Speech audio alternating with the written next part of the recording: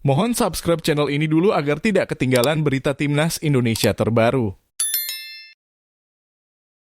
Timnas Indonesia U23 baru akan menggelar pemusatan latihan pada Kamis 10 Agustus 2023 di Jakarta sebagai persiapan untuk Piala AFF U230 2023. Padahal Piala AFF U230 2023 bakal digelar pada 17 hingga 26 Agustus 2023.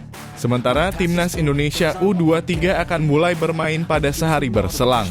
Untuk Piala AFF U23 2023, kami memanggil 23 pemain ke Timnas Indonesia U23.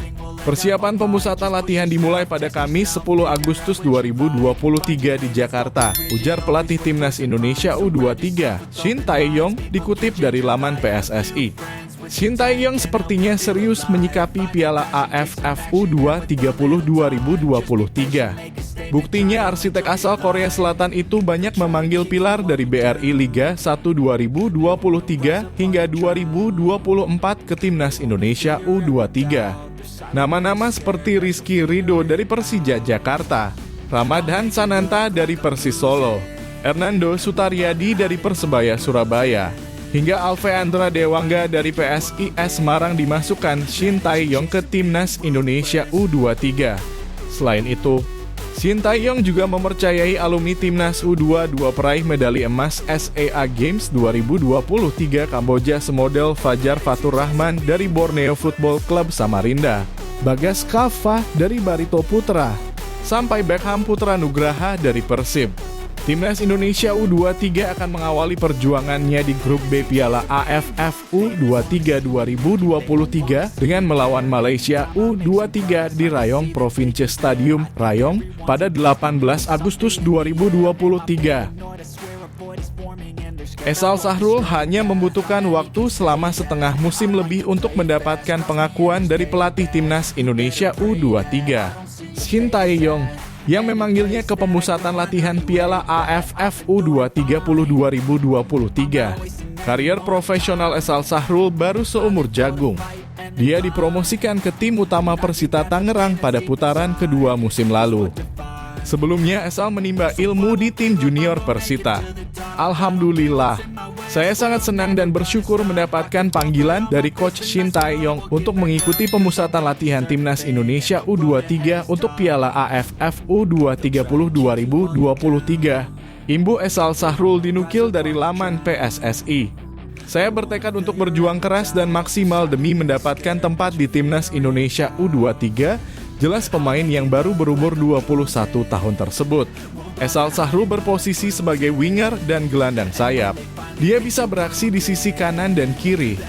Dia mempunyai kelebihan dalam teknik individu dan kecepatan.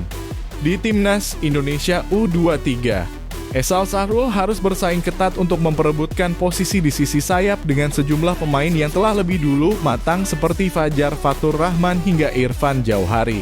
Di Piala AFF U230 2023 yang akan digelar pada 17-26 Agustus 2023. Timnas Indonesia U23 tergabung di grup B bersama Timnas Timor Leste U23 dan Timnas Malaysia U23.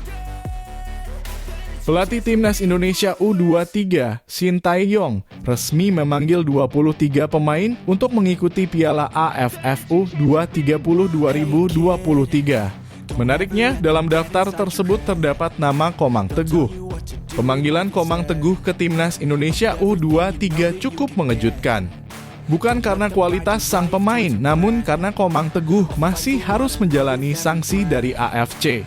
Komang Teguh mendapatkan sanksi dari AFC pada pertengahan Juli 2023. Pemain berusia 21 tahun itu dianggap terlibat dalam kericuhan yang terjadi di final SEA Games 2023 kontra Thailand. Komang Teguh dianggap melanggar kode disiplin dan etik AFC pasal 47 sehingga mendapatkan sanksi larangan bermain sebanyak 6 laga. Selain itu, Komang Teguh juga mendapatkan denda senilai $1.000 AS. AFC memang tidak merilis sejak kapan sanksi terhadap Komang Teguh itu diberlakukan. Bila memang Komang dipanggil ke Timnas Indonesia U23 untuk Piala AFF U230 2023, besar kemungkinan sanksi memang belum berlaku. Selain itu, Piala AFF U230 2023 merupakan turnamen yang tidak berada di bawah naungan AFC secara langsung. Jadi, sang pemain diyakini masih bisa tampil pada turnamen tersebut. Namun, Komang Teguh diprediksi tak akan bisa dimainkan pada kualifikasi Piala Asia U230 2024 yang digelar pada 9 hingga 12 September 2023. Turnamen tersebut berada di bawah naungan AFC.